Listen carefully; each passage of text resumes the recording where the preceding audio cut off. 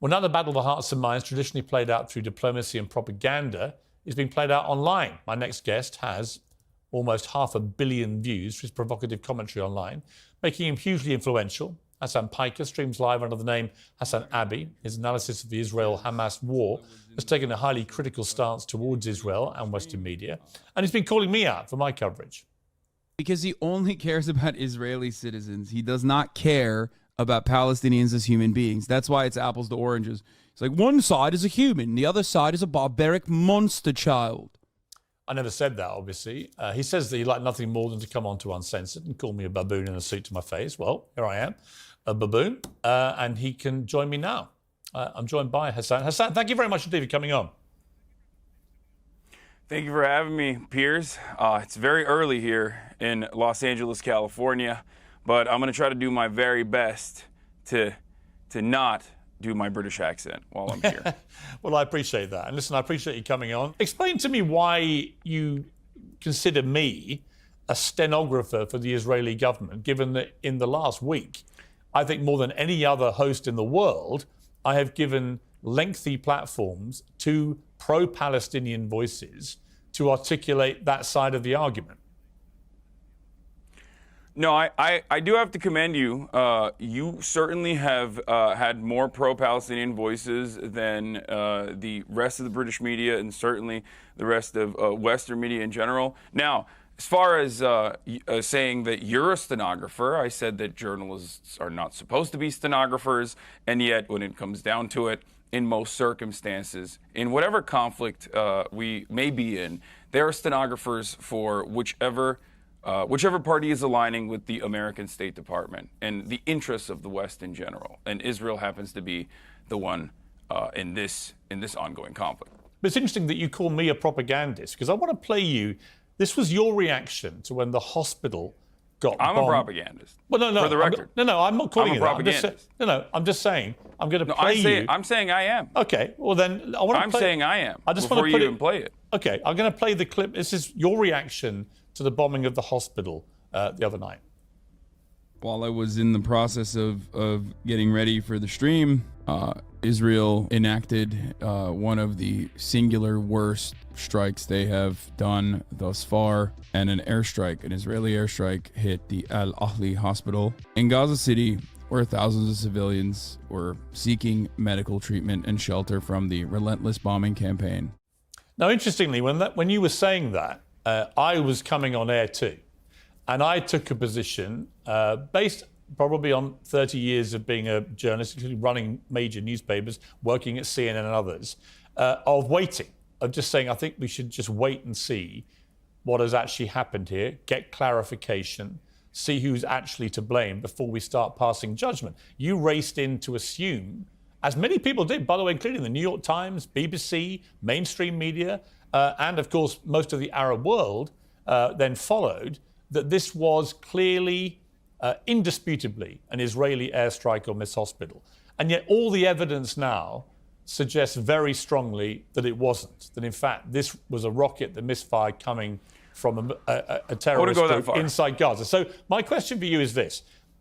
Why would you would you be so certain in what you said before you knew? Okay, so first and foremost, before we get started on this conversation, let's understand something very important here. There's no electricity in Gaza. Internet is patchy in Gaza. There's no food in Gaza. There's no water in Gaza. This is all by design. This is because Gaza is under a brutal blockade, a brutal occupation by the Israeli government. Okay? So that plays a role in the fog of war and the misinformation that gets spread. Having said that, however, you made it seem as though there is a certainty that this was 100% not an Israeli airstrike. No, I didn't. And instead, I literally just said it's not a certainty. Okay, sorry. I said the evidence is increasingly pointing to this not being an Israeli airstrike, and that is expert evidence from people who have no skin in the game at all. Yes. Well, I don't know which expert you're talking about, because I think Channel 4 did a pretty good job. As a matter of fact, I would say Channel 4 did probably the best job so far in analyzing everything that the IDF has said. But the reason why I believed, and I still do believe, that the likelihood is that this was an Israeli bombing campaign wasn't only because of the singular verifiable video, the phone video from the balcony that had all of the markings of an airstrike, the fact that the Israeli Air Force was enacting a bombing campaign in the region at the time, according to the Al Jazeera live streaming footage that everyone is using but doesn't understand, the fact that the digital media person for the IDF immediately came out and said that this was actually an airstrike that hit a Hamas target, and that he was sad that there were, casualties at the end of the day, but this was a Hamas target, and celebrated it.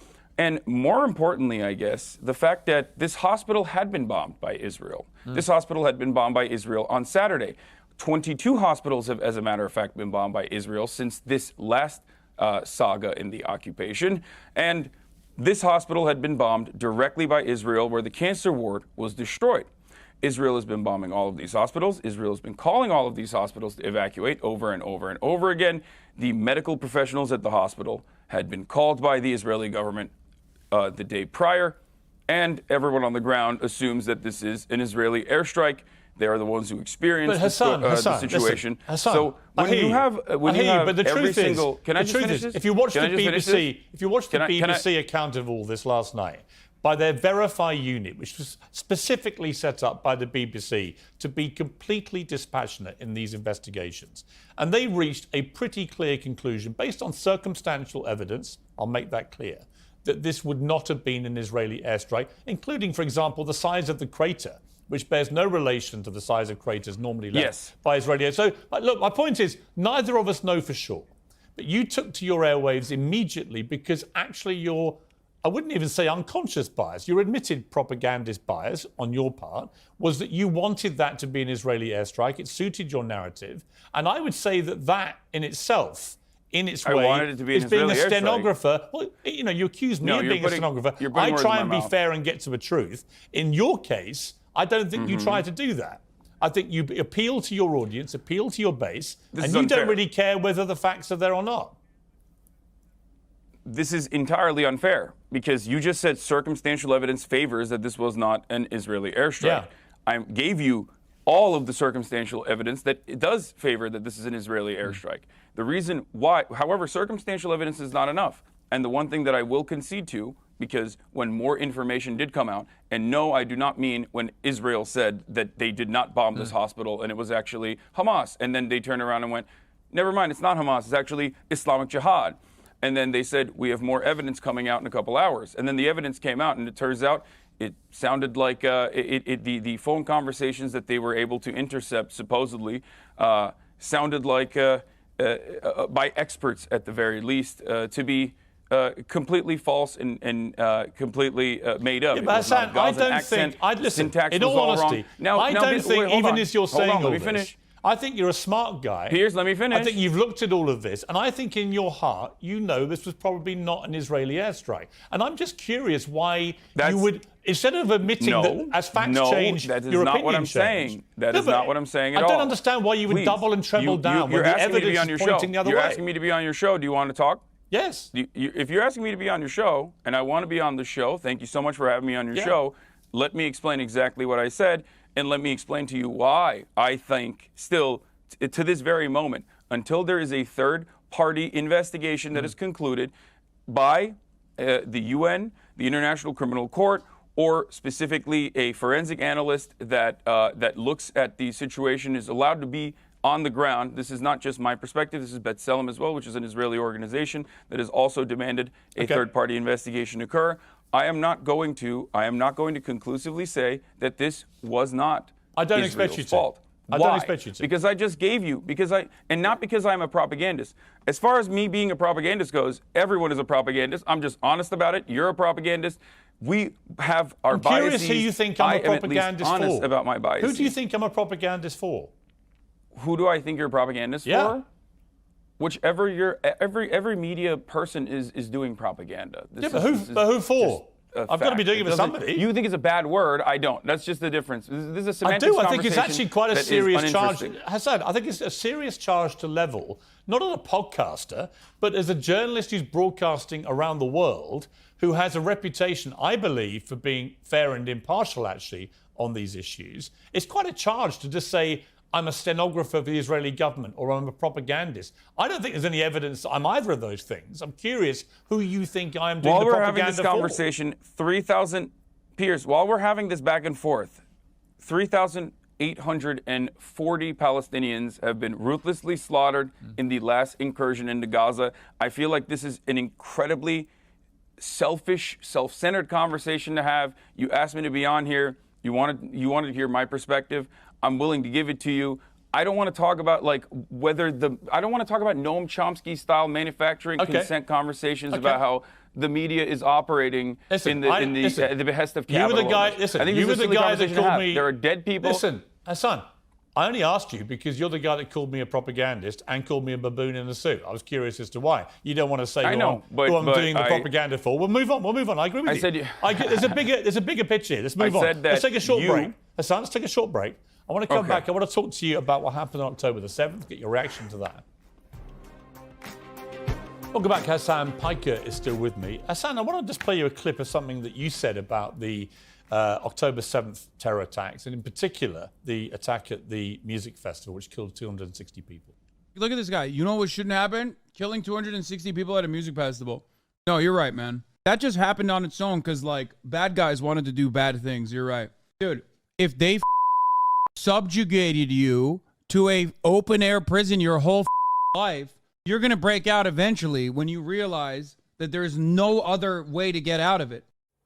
I mean, it sounds to me there, Hassan, that you are in some way saying they had it coming. Were you?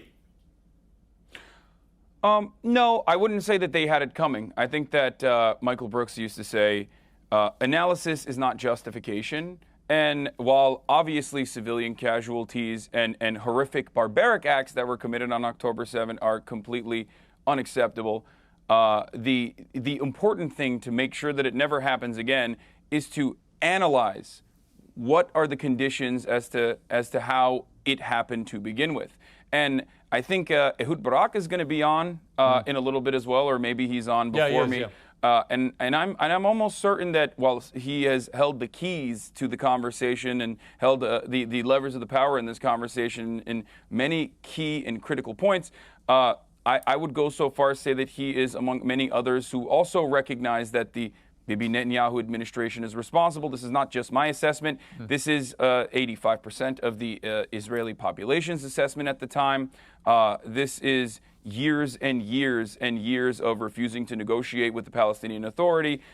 Don't take my word for it. Take Bibi Netanyahu's personal word for it. I would agree again. In a closed-door conversation with Likud members, he said that if you want to thwart any kind of Palestinian nation state, you must do everything you can to only negotiate with Hamas. We control how high the fire goes. He has given cash to Hamas by way of Qatar. There is no bigger fan of Hamas than Bibi Netanyahu, which I hope one day you can maybe interview, and then you'll ask him to. No, I actually did interview him a few months ago, and I did actually spell out to him that there have been a lot more Palestinian deaths this year so far, up to the point of the interview, than Israelis, and what he intended to do about it. He said then he didn't believe in collective responsibility, which is now this hot phrase in this whole crisis about whether you would hold all people in Gaza responsible for Hamas. Interesting to see if when they... Can I ask you a question? Let me just finish my point. If they do then launch a ground invasion, it'd be interesting to see if they keep to that word. You know, I'm not a defender of what Bibi Netanyahu has been doing in Israel. In the last year, his attack on the credibility and integrity of the Supreme Court, I think, has been a disgrace. And I think it has fractured society in Israel. I also think that it's caused so much social unrest and had such big protests that you could argue it's taken the eye off the ball of the people who should have been defending the border because they've been trying to sort out what's been going on domestically, internally inside Israel. So I think it's a catastrophic failure of intelligence, of security, of defense, all of those things. I'll be amazed, frankly, if Netanyahu survives this. So I'm certainly not here to defend him, even if you do view me as a stenographer for his government. My question for you, I think, is this. is that I've had a lot of problems trying to get people on the pro-Palestinian side to separate two things. That you can say, as I believe and you believe, that the Palestinians have been maltreated for decades. That the situation where they are effectively, I mean, I don't even call it an occupation because Israelis aren't in Gaza. They pulled out in 2005, but they still control the ability of Gaza. This is why I call you a propagandist. I'm just saying the phraseology is confusing to me because the reality is Israel exercises control over people in Gaza. It allows them in and out. It allows them to turn on the tap of water and so on and so on. I get all that. They don't actually live there because they can't live side by side with each other. That's why it's called an open-air prison. Right. I don't disagree with... That's why they call it the world's largest open-air prison. Yeah, but Hassan, I don't disagree with you. And I've pointed this out for a long time as a journalist. So we don't disagree about the appalling plight of Palestinian people. But the issue comes that if you can't separate that ongoing dispute between Israel and Palestine from the absolutely appalling barbarism of October the 7th, which was on a whole different scale to anything we've seen, where 1,400 people, Holocaust survivors, babies in their cribs, young women taken, tortured, abused, shot, beheaded, it was reported, and so on. If we can't look at that collectively, with a general humanity and agreement that is an absolute atrocity, then there's something wrong with this. And I find that the tribalism on both sides is now so toxic and so frenzied that you get people who literally can't. We've had a bunch of actors, right, signing this statement saying they want a ceasefire in Gaza and calling Israel war criminals and so on. But they don't say a word about the Hamas attacks that precipitated this.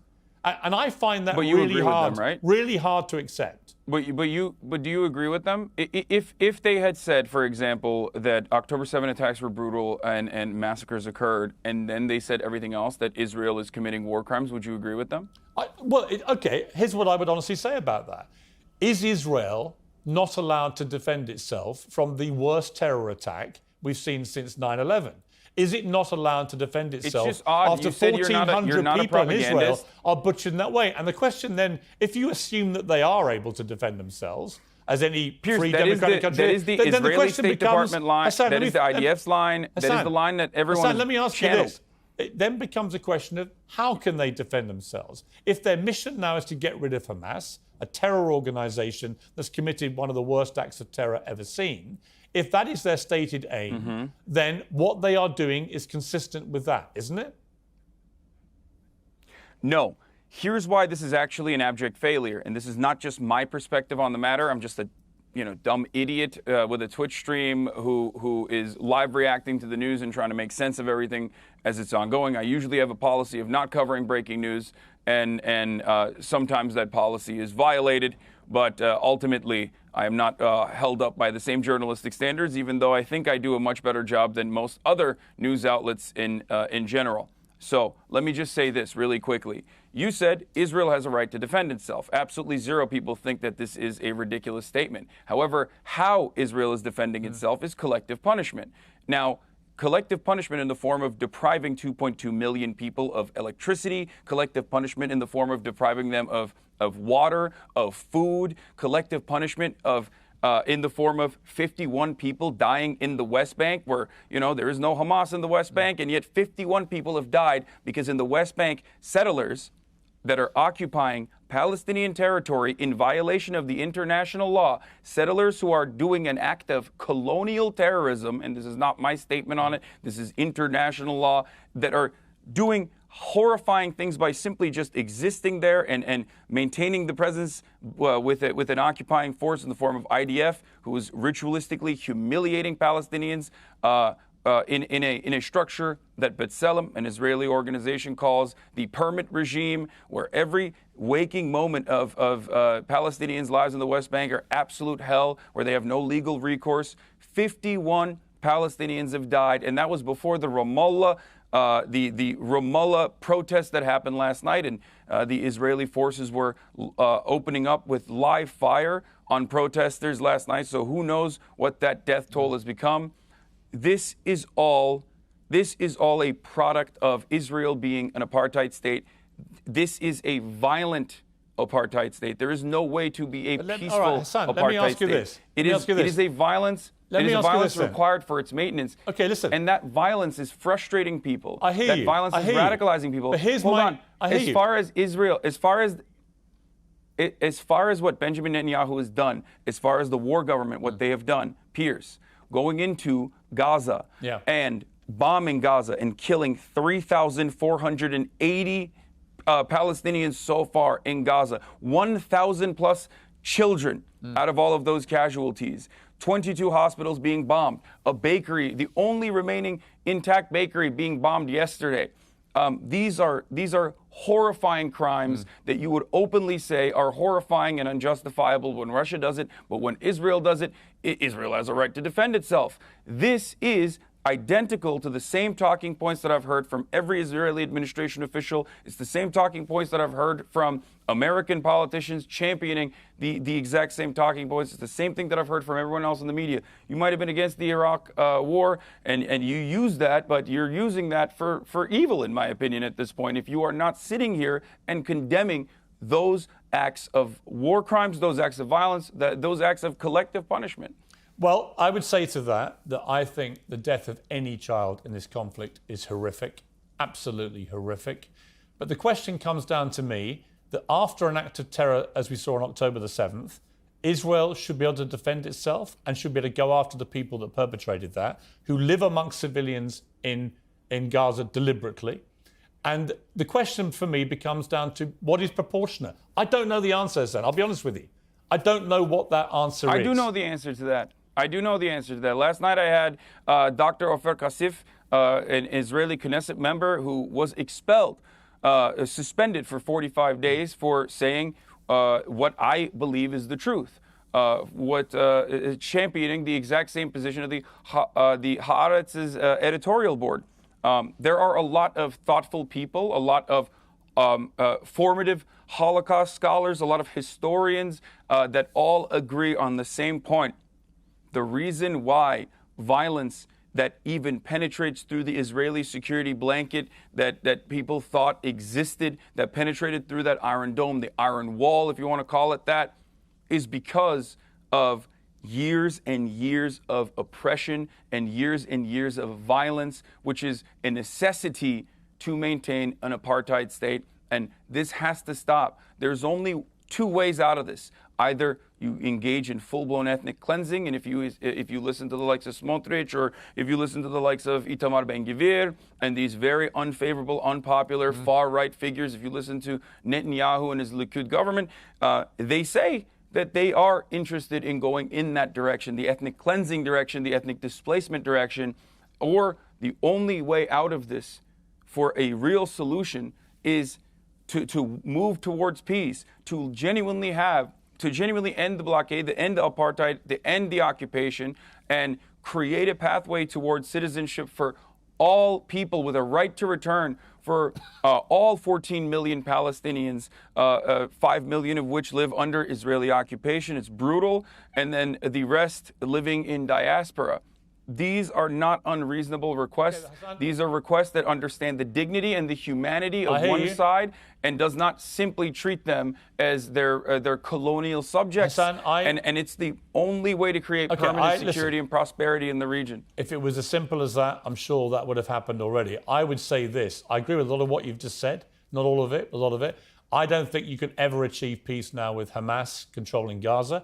I don't think you can achieve peace with Netanyahu in charge of Israel, actually, afterwards. I don't think his own people will want him to be in charge of Israel down below when they examine exactly how this happened. But we will see. But Hassan, I've got to leave it there. Look, it's good to talk to you. You know, you're an important, influential voice to a lot of people. And I think we have a lot of common ground, and there are some things that we disagree about. But I suspect it's not as much as you think. You know, I do think that the core problem here has got to get resolved in a way that's been completely ignored for decades.